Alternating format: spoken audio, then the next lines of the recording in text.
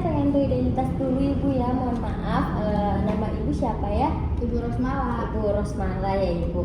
Rumahnya di mana ibu? Di perumahan Rengas Dengklok. Udah di perumahan Rengas Dengklok deket ya ibu ya.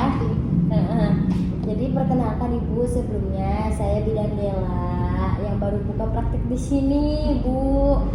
Ya kalau sebelumnya yang bisa saya bantu ibu ada apa? Jadi saya sebelumnya tuh mau masang KB gitu ya Bu ya, kontrasepsi. Terus karena saya udah punya anak dua, terus umur saya juga udah 32-an gitu. Jadi saya pengennya yang sekiranya KB tuh nggak bolak-balik, pengennya jangka panjang gitu. Nah terus tuh saya nemuin katanya yang jangka panjang tuh IUD gitu ya Bu ya. Bisa. IUD itu sama apa lagi tuh ya, implan juga ya. Terus saya tuh pengen tahu di antara dua itu tuh efek sampingnya tuh apa saja gitu. Efek samping itu IUD dulu ya. Baik, saya akan jelaskan terlebih dahulu ya ibu ya. Jadi efek samping IUD itu nyeri dan kram perut ibu. Jadi kerap terjadi selama pemasangan maupun setelahnya ibu. Kram yang dirasakan dapat bersifat ringan ibu hingga berat. Jadi tergantung ibunya juga ya ibu. Jadi intensitas kram akan berkurang secara bertahap, tetapi dapat juga bertahan hingga beberapa minggu ibu. Dan kelemahan IUD itu tidak bisa melindungi dari penyakit menular seksual ibu. Jadi dia tuh IUD itu nggak bisa gitu loh bu, dia tuh nggak akan bisa gitu meningkatkan risiko monoragia atau perdarahan menstruasi yang berlebihan. Lalu di sini saya akan menjelaskan. Jadi jika seorang wanita setelah berusia 40 tahun, ibu misalnya nanti berusia 40 tahun atau lebih ketika memasang IUD, maka dapat dibiarkan sampai masa menopause atau diartikan bahwa ia tidak lagi membutuhkan kontrasepsi ibu. Lalu jadi kalau misalnya ibu habis pemasangan IUD, ibu tidak boleh melakukan seksual terlebih dahulu ya ibu dalam waktu 24 jam. Takutnya nanti ada perdarahan atau gimana. Kalau misalnya IUD ibu nanti lepas, efek perlindungan KB spiral terhadap kehamilan yang tidak diinginkan juga sudah hilang.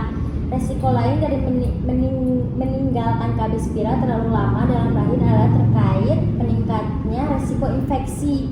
Jadi dia bisa infeksi ya ibu kalau misalnya dia lepas. Infeksi yang terjadi dalam rahim dapat menyebabkan terjadinya peradangan dan pendarahan rahim ibu.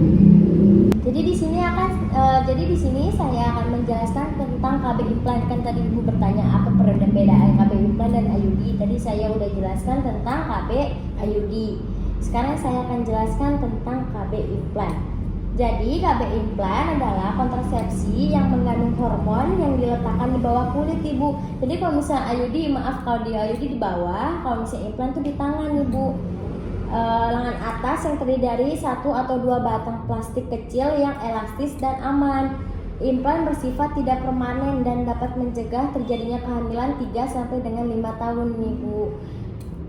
Jadi bagaimana sih ya ibu ya cara bekerja implan?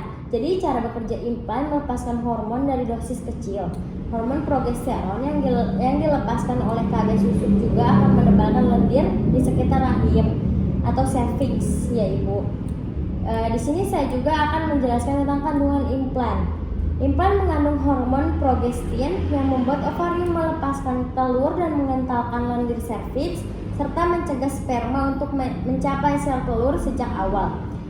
Implan efektif mencegah kehamilan hingga 4 tahun ibu.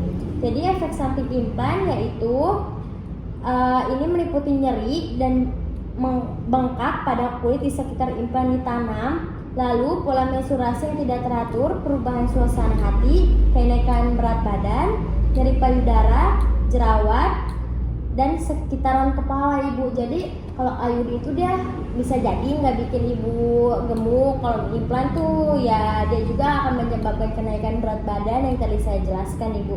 Jadi bagaimana ibu, ada yang bisa ditanyakan lagi?